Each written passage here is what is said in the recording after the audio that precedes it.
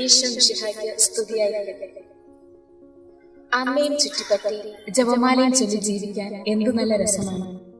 കാരണം പിന്നെയെല്ലാം അമ്മ നോക്കിക്കോളും. ഞാനൊന്നും അറിയേണ്ടതില്ലല്ലോ. നമുക്ക് എന്തെങ്കിലും ഒരു ആവശ്യമുണ്ടെങ്കിൽ നാം അമ്മയെ ഓർമ്മിപ്പിക്കാറില്ലേ, അമ്മ ഇത് ചെയ്യണമെന്ന്. പിന്നെ പുറത്തു പോയാൽ നാം അതിനെക്കുറിച്ച് ഓർക്കാറില്ല. കാരണം തിരിച്ചു വരുമ്പോഴേക്കും അമ്മ അത് ചെയ്തിട്ടുണ്ടാകും. ഈ ഒരു മനോഭാവത്തോടു കൂടിയാണ് നാം പലപ്പോഴും പരിശുദ്ധ കന്യകാമറിയത്തെ സമീപിക്കുക. അപേക്ഷിച്ചാൽ ഉപേക്ഷിക്കാത്ത നമ്മുടെ അമ്മയോട് നാം നമ്മുടെ സ്വപ്നങ്ങളും ആഗ്രഹങ്ങളും പങ്കുവയ്ക്കാറുണ്ട്. അമ്മ അത് സാധിച്ചു തരാറുമുണ്ട്. പക്ഷെ ഈ അമ്മയ്ക്ക് മഹാസങ്കടങ്ങൾ കൊണ്ടാണ് ദൈവം വിരുന്നൊരുക്കിയത്. ഒരുപാട് പ്രാർത്ഥിച്ചവൾക്ക് ഹൃദയത്തിൽ ഒരു നെരിപ്പോട്, ഒരുപാട് താഴ്ന്നവൾക്ക് നെറുകയിൽ എരിഞ്ഞുകൊണ്ടിരിക്കുന്ന ഒരു കനൽക്കട്ട. അങ്ങ് കാൽവരി മല വരെ പോകുന്നു അവളുടെ ഈ വ്യാകുലങ്ങൾ. എന്നിട്ടും പതറാതെ, ചോദ്യങ്ങൾ ഉന്നയിക്കാതെ, ആശ്ചര്യപ്പെട്ട് മാത്രം ജീവിക്കുന്നു. നമ്മുടെ ജീവിതത്തിൽ ഒരുപാട് പ്രശ്നങ്ങൾ ഉണ്ടാകുമ്പോൾ നാം ചോദ്യം ചോദിക്കാറുണ്ട്.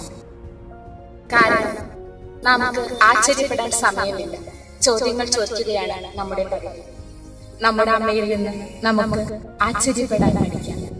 അങ്ങനെ ദൈവഹിതത്തിൽ അതേ പറയാൻ പഠിക്കും. അമ്മ കയറി ചെന്ന വീടുകളിലൊക്കെ അനുഗ്രഹമാരിയാണ് പെയ്തിട്ടുള്ളത്. അങ്ങ് കാനായിൽ ചെന്നപ്പോൾ വീഞ്ഞിന്റെ കുറവ് നിറവായി മാറി. സെഹിയോനിൽ പരിശുദ്ധാത്മാവിന്റെ അഭിഷേകം. വിശുദ്ധ യോഹന്നാൻ ശ്ലീഹ അമ്മയെ കൂട്ടി വീട്ടിൽ പോയതിനു ശേഷം അധികാരമോഹിയായ യോഹന്നാൻ, പ്രതികാരദാഹിയായ യോഹന്നാൻ സ്നേഹത്തെക്കുറിച്ച് മാത്രം സംസാരിക്കുന്നു. ഈ അമ്മയെ നമുക്ക് നമ്മുടെ വീടുകളിലേക്ക് കൊണ്ടുപോകാം. പിന്നെ അങ്ങോട്ട് നമ്മളുടെ ജീവിതത്തിൽ അനുഗ്രഹങ്ങളായിരിക്കും.